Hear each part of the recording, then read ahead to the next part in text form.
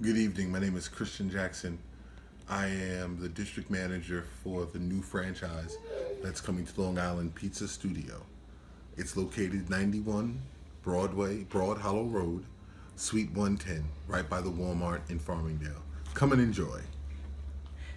Thanks, Christian. Thank you for sitting down with me and doing this interview tonight.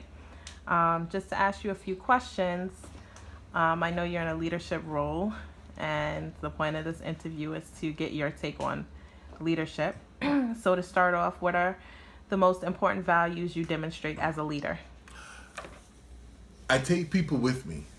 One of the biggest examples that I can do is take people with me, be able to show them a career path, and let them know that through hard work, we'll be able to work and develop them into wherever they want to be. If they want to be the best crew member, great. If they want to move up into management and other leadership, we work diligently with them as well. Great. How have you gained commitment from your team? By giving a all-in approach. Iman, it's very, very important that anytime whether you're rolling out a big project or you're doing a new rollout of systems, i.e. brand new pizzas, so on and so forth, you want to make sure that everybody gets all in. You have to be the enthusiastic one so that everyone else can feed off of your enthusiasm. Tell me about a time that you failed as a leader. One of the biggest failures I had as a leader, not necessarily at Pizza Studio, it was at my previous employer. And as being a leader, sometimes you don't get the opportunity to look on the other side.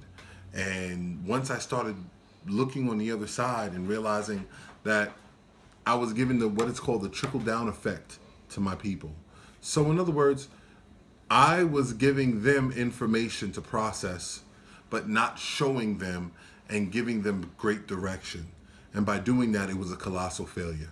So I learned from that mistake. Now I work cohesively together so that anytime we're doing it, whether it's a rollout, a conversation, or even praise, I make sure everybody's involved. Now, I know you're a minister as well as you have been in management roles. What do you think the difference is between a leader and a manager? Um, a manager manages numbers. They manage everything for a numerical standpoint. A leader takes people with them, i.e., they take people who they see a talent, see that they're structured, also see, even in ministry, you can tell people that are great and anointed, and you're able to be a leader and a mentor for them, and then work with them cohesively to be better. So the difference between a manager usually micromanages. They manage the number. A leader manages people. What is your greatest strength and weakness? Greatest strength is to build a complete team where everyone's working together. That's one of my greatest strengths. To be able to cohesively not just work together, but everybody's enthusiastic about the bigger goal, the big dream.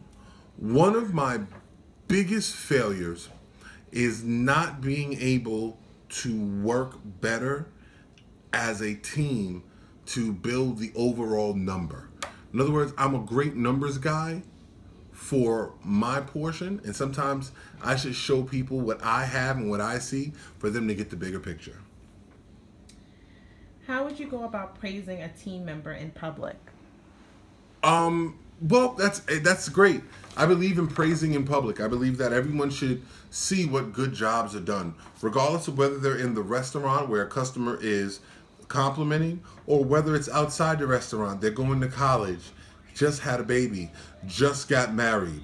Those things, we should praise, because at the end of the day, how we help and develop each other are necessary and essential to everything that we do. So I love praising in public because it gives not just employees but also customers see that we value what they do and who they are. Do you feel that you're more effective in a group or on a one-on-one basis? Group.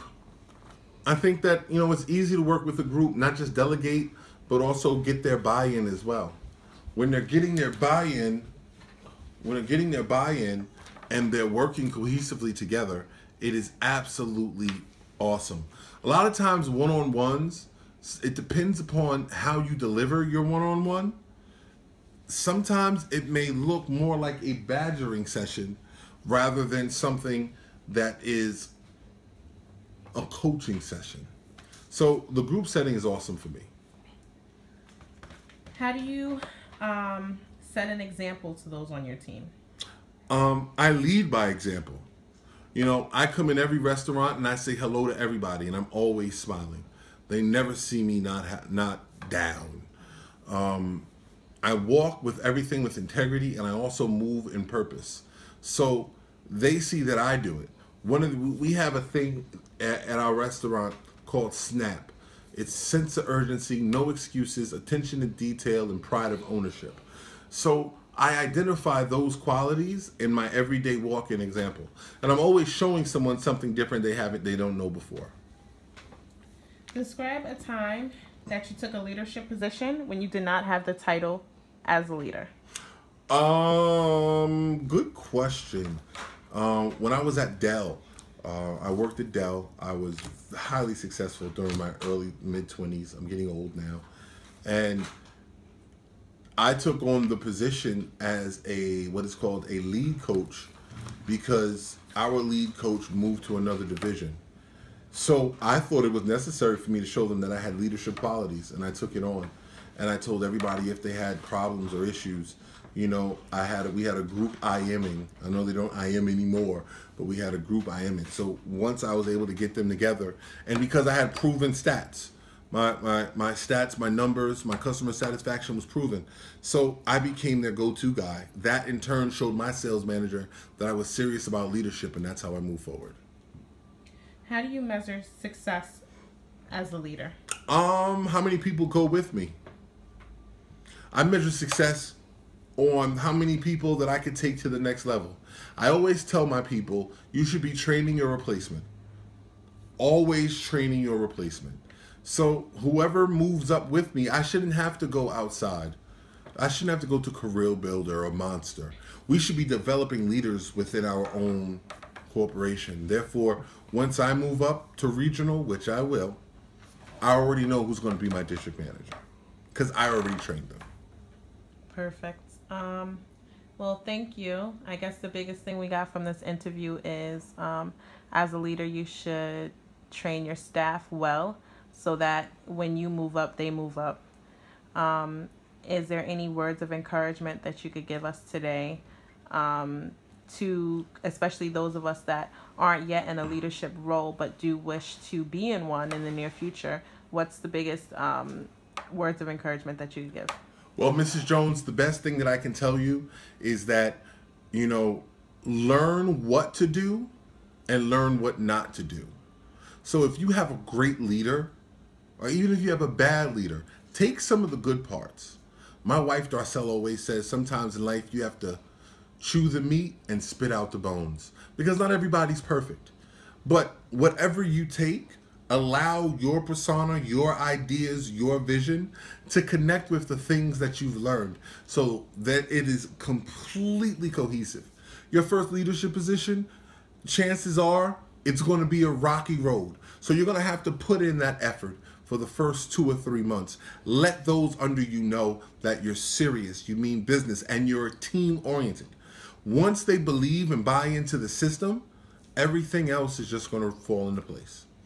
Well, thank you, brother Christian. I appreciate you. Hey, sis, love you to death. Have a great time. Thanks. Love you too. Bye.